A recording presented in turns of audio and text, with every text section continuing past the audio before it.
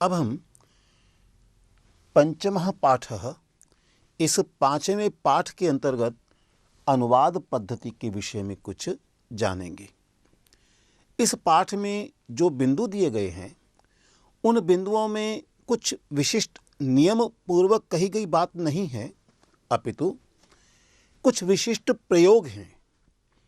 विशिष्ट प्रयोग से मेरा अभिप्राय है, हम जैसे कि जानते हैं हिंदी में कुछ मुहावरे हुआ करते हैं, कुछ लोकोक्तियाँ हुआ करती हैं, ऐसे ही काव्य के रूप भी हुआ करते हैं।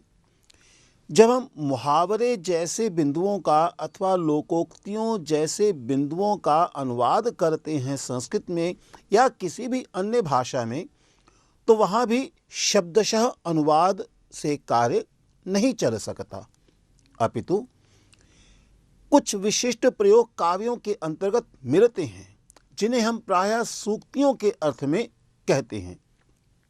आपको ध्यान होगा, आपने जब प्रवेश पाठ्यक्रम को किया था तो हर पाठ से पूर्व कुछ विशिष्ट सूक्तियां आती हैं।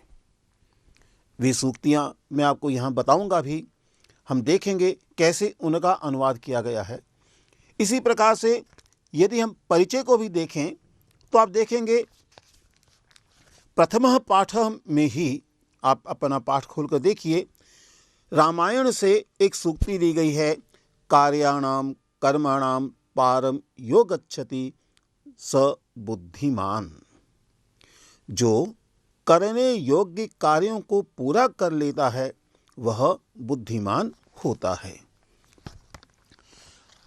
यानी वो सूक्ति के रूप में आ तो गया, अनुवाद ज्यों का त्यों शब्दशः हो यह अनिवार्य नहीं है। इसलिए हमने भूमिका के अंतर्गत, अनुवाद पद्धति की भूमिका के अंतर्गत यह विशेष रूप से जाना था कि अनुवाद प्रायः हम दो प्रकार से करते हैं, शब्दशः अनुवाद और भावानुसार अनुवाद।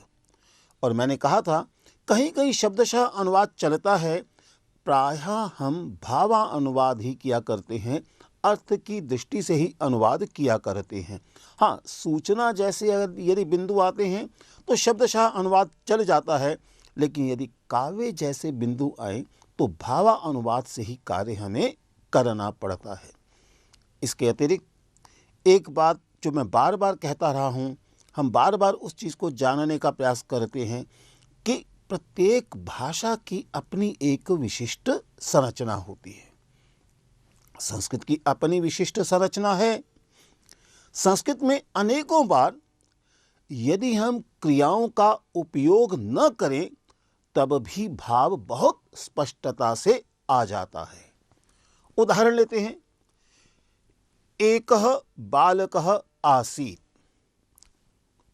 अब इसमें एकः बालकः आसीत्, यदि मैं आसीत् न भी लगाऊं, एकः बालकः, अब आगे की घटना से पता लग जाएगा हम है के बारे में बात कर रहे हैं या आसीत के बारे में बात कर रहे हैं। यह ठीक है कि वाक्य को पूर्ण करने के लिए प्रारंभिक स्तर पर हमें संपूर्ण वाक्य देखना चाहिए, क्रिया आदि को देखना चाहिए। क्रिया का अन्वय कर्ता के साथ या कर्म के साथ जैसा वाक्य हो, कर्तृवाच्य या कर्मवाच्य, हमें देखना चाहिए। लेकिन कथा में, काव्य में अनेकों बार क्रियाओं का प्रयोग नहीं भी किया जाता। श्लोकों में विशेष रूप से, काव्य के अंतर्गत जो गेय पद्धति है उसमें छंद की दृष्टि से अनेकों बार बहुत सारे पदों का, शब्दों का लोप कर दिया जाता है, तो हम संदर्भ लेकर वहाँ अर्थ प्राप्त कर लेते हैं और अर्थ कर भी लेते हैं। कई बार पूर्व श्लोकों से कुछ शब्दों का अध्याहार भी करना पड़ता है। हम जब सुभाषित देखेंगे या इस प्रकार के अन्य बिंदु देखेंगे तब इस बात का और वहाँ स्पष्टीकरण भी होगा। इसी बात को इस पाठ के माध्यम से मुख्यतः उदाहरणों के द्वारा बताया गया है, नियमों की चर्चा कम की गई है। आइए हम देखते हैं। मान लिया जाए एक सूक्ति है, अंतःकरण के अनुसार आचरण करें।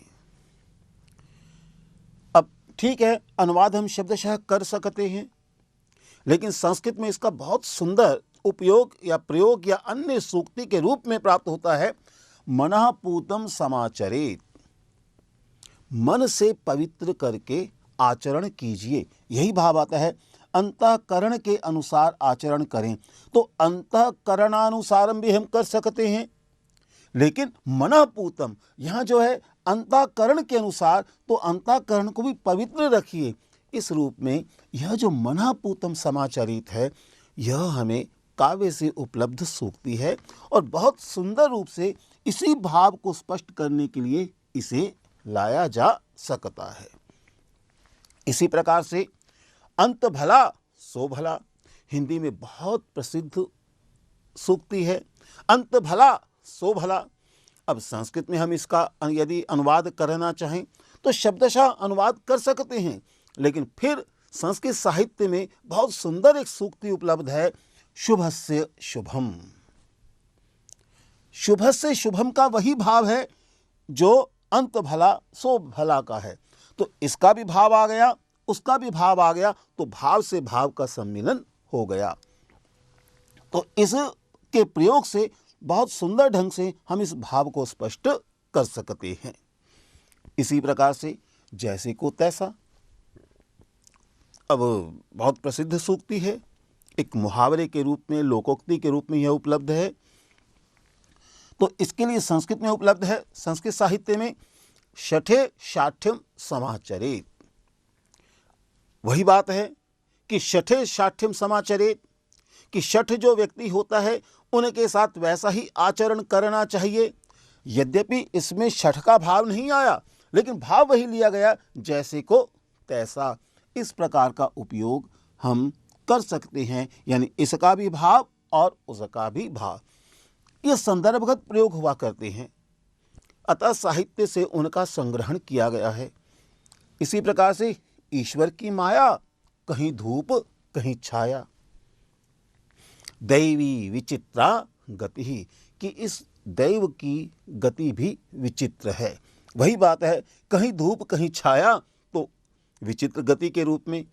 तो इस प्रकार से इसका भाव और इसका भाव, अब बार बार देख रहे हैं, मैं एक बात कह रहा हूं, इनका भाव और इनका भाव, यानी इन कथनों के कहने का अर्थ क्या है। हम प्रायः काव्य में, कविताओं में एक बात कहा करते हैं, अर्थात कि ईश्वर की माया कहीं धूप कहीं छाया, अर्थात। ठीक इसी प्रकार से यहाँ भी दैवी विचित्रा गति, अर्थात, यानी हम इसके भी भाव को लेते हैं, उसके भी भाव को लेते हैं और दोनों में समन्वय कर देते हैं। इसी प्रकार से बहुत सुंदर उपयोग है, जितने मुंह उतनी बातें, अर्थात हर व्यक्ति नई बात कहेगा। और इसे संस्कृत में इतने सुंदर ढंग से कहा है, नवा वाणी मुखे मुखे, मुखे मुखे, प्रत्येक व्यक्ति के मुख में नूतन वाणी होती है, तो यह उसका भाव हो गया। फिर इसी प्रकार से जैसी संगत वैसी रंगत, संसर्गजा दोष गुणा भवन्ति, संसर्ग से ही दोष और गुण उत्पन्न हुआ करते हैं, या गुण और दोष होते हैं। सो जैसी संगत वैसी रंग, जैसा संग जैसी मैत्री वैसा ही रंग, इस भाव को यहाँ भी बहुत सुंदर ढंग से कहा गया है। ऐसे ही जीवन का क्या भरोसा, कितने सुंदर ढंग से संक्षेप में कह दिया, अस्थिरम जीवितम लोके, कि जीवन में, संसार में संपूर्ण जीवन अस्थिर ही है, वही भाव है जीवन का क्या भरोसा। इस प्रकार से हम देख रहे हैं कुछ इस प्रकार के जो सूक्ति के रूप में कथन आया करते हैं, उन कथनों का यदि हम अनुवाद शब्दशः करेंगे तो वह बहुत अधिक आनंदकारी नहीं होगा। कर सकते हैं, किया भी जाता है, लेकिन वह आनंद नहीं आ पाता है, और साहित्य तो आनंद के लिए हुआ करता है। इस दृष्टि से हम यदि संस्कृत में जो प्रयुक्त प्रयोग हैं उनका उपयोग करते हैं तो निश्चित रूप से वह भाव हमें प्राप्त हो जाता है। परिचय के द्वितीय पाठ की प्रथम सूक्ति है, आलस्यम ही मनुष्याणाम शरीरस्थो महारिपुः। अब इसका कहाँ प्रयोग कर सकते हैं हम?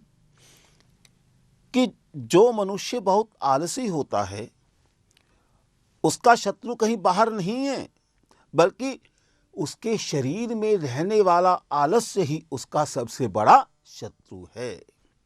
आलस्य ही मनुष्य के शरीर में रहने वाला सबसे बड़ा शत्रु है। एक बात हमें सोचनी होगी, ऐसे जितने भी कथन हैं प्रायः प्रसंगों में आते हैं। कोई कहानी आ रही है, कहीं कोई घटना का वर्णन किया जा रहा है, हम सार रूप में, निर्णय के रूप में इस प्रकार के कथनों का उद्धरण किया करते हैं। अतः प्रसंगानुसार इन प्रकार के प्रयोगों का हम प्रयोग कर सकते हैं। ऐसे ही नियतो यत्र धर्मो वै तमशंकः समाचर, कि जहां हमें अपने कर्तव्य की पूर्ति करनी ही है, धर्म अथवा जहां धर्म निश्चित है, जो कार्य धर्म युक्त है, इसमें कोई संदेह नहीं, अशंकतम अशंकः, तो आप भी बिना शंका के उस प्रकार का आचरण कीजिए। हम कई बार कहा करते हैं कि जिस मनुष्य को हम बहुत ऊंचे स्तर का देखते हैं और मानते हैं ये किसी प्रकार की गलती नहीं करेगा, तो जैसा वह करता है वैसा ही हमें भी करना चाहिए। उसी भाव को लाया गया है कि नियतो यत्र धर्मो वै तमशंकः समाचर। आपके परिचय पुस्तक में ही तीसरे पाठ की यह सूक्ति है। ऐसे ही मनस्वी कार्यार्थी न गणयति दुखम न च सुखम, परिचय के चतुर्थ पाठ की यह सूक्ति है कि जो मनस्वी व्यक्ति है, जो व्यक्ति मन से सभी कार्यों को करता है, चिंतन पूर्वक करता है, विचार पूर्वक करता है, मन से लगकर पूरी तरह से निष्ठा से कार्य को करता है, उसके लिए बहुत मजेदार बात है, वो सुख और दुख को नहीं गिनता है। उसे कार्य करना है, चाहे सुख हो अथवा दुख हो, कार्य करना उसका धर्म है। सुख या दुख को वह नहीं देखता है। इस भाव को लाने के लिए मनस्वी कार्यार्थी न गणयति दुखम न च सुखम, न तो वह दुख की गणना यानी दुख को मान्यता नहीं देता, गिनने का भाव है मान्यता देना, न च सुखम, और न देखता है कि सुख है, यानी बिना सुख और दुख के वह अपने कार्य में सदैव संलग्न रहता है। ऐसे ही बहुविघ्नास्तु सदा कल्याण सिद्धये, सदा कल्याण सिद्धयः, बहुविघ्नास्तु सदा कल्याण सिद्धयः, परिचय के 5वें पाठ की यह सूक्ति है।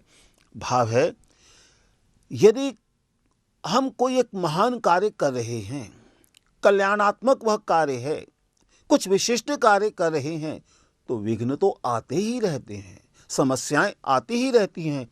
हमने अभी ऊपर देखा था, मनस्वी कार्यार्थी न गणयति दुखम न च सुखम, वही भाव यहाँ आया हुआ है एक प्रकार से कि अगर मैं कार्य में लग गया हूं तो मुझे सुख और दुख की गणना नहीं करनी चाहिए। ठीक इसी प्रकार से बहुत विघ्न आते हैं, अब विघ्नों को देखकर मैं दुखी हो जाऊं, हाय क्या हुआ, मैं क्या करूंगा, मैं कार्य कैसे पूरा करूंगा। अरे भाई, कार्य करते रहो। एक बार कार्य प्रारंभ कर दिया, कठिनाइयां आएंगी, घबराइए मत, चलते जाइए, अंत में विजय प्राप्त होगी। विजयी भव, इस मन में भावना का ध्यान करते हुए हम आगे बढ़ते चलें। फिर है तस्य तदेव मधुरम यस्य मनो यत्र संलग्नम। कहते कोई सुंदरता की परिभाषा नहीं होती है, मन को जो अच्छा लग रहा है उसी को सुंदर मान लीजिए। कितना सुंदर भाव कहा है कि तस्य तदेव मधुरम, उस व्यक्ति के लिए वही मधुर है, वही रमणीय है, वही अच्छा है। यस्य मनो यत्र संलग्नम, जहां जिसका मन लग जाता है। ऐसे ही आपदि स्फुरति प्रज्ञा यस्य धीरः स एव ही, कि हम कई बार आपत्तियों में इतने घबरा जाते हैं, क्या उचित है क्या अनुचित है, हमें ध्यान ही नहीं रहता। तो इसलिए कहा कि जिस व्यक्ति की बुद्धि प्रज्ञा विपत्तियों में भी बहुत अधिक चिंतन देती रहती है, वह सोच समझकर कार्य करता है। उसका कहना ही क्या, धैर्यशाली बुद्धिमान उसी व्यक्ति को कहना चाहिए।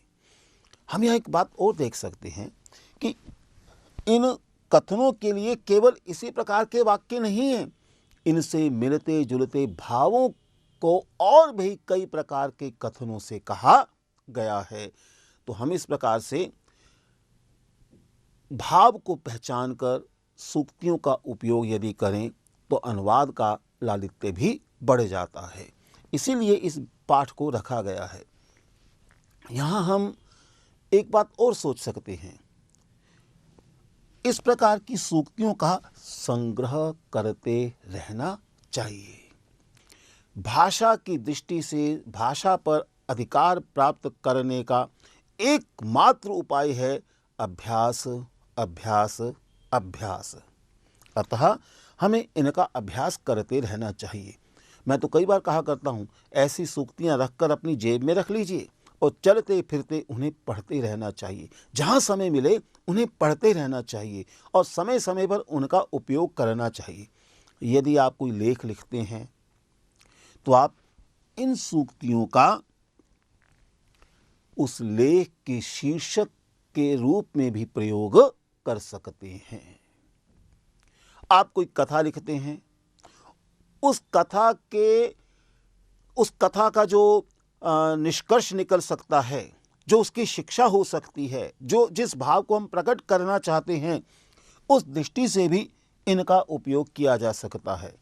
अर्थात दैनिक जीवन के व्यवहार में तो इनका उपयोग हो ही सकता है। यदि हम लेख लिखते हैं तब भी इनका उपयोग हो सकता है। हम कथा लिखते हैं तब भी इनका उपयोग हो सकता है। हम कविता लिखते हैं तब भी हम इनका उपयोग कर सकते हैं। विभिन्न प्रकार के व्याख्यानों में, भाषणों में भी इनका उपयोग कर सकते हैं। उससे लालित्य बढ़ जाता है। तो मेरी आपसे फिर एक प्रार्थना होगी, मेरा अनुरोध होगा, इस प्रकार की सूक्तियों का संग्रह निरंतर करते चलें। अभी आपको हम कुछ और सूक्तियाँ भी दिखाएंगे, नीचे उनका भाव भी दिया होगा। तो इस प्रकार से यदि हम उनका भाव समझकर और उनका स्मरण करके उपयोग करें तो मुझे लगता है अनुवाद करना सार्थक हो जाएगा। यानी इस प्रकार के वाक्यों का अनुवाद शब्दशः न होकर भावानुसार होता है, जिनके लिए अभ्यास, अभ्यास, अभ्यास को ही प्रमुखता देनी पड़ेगी।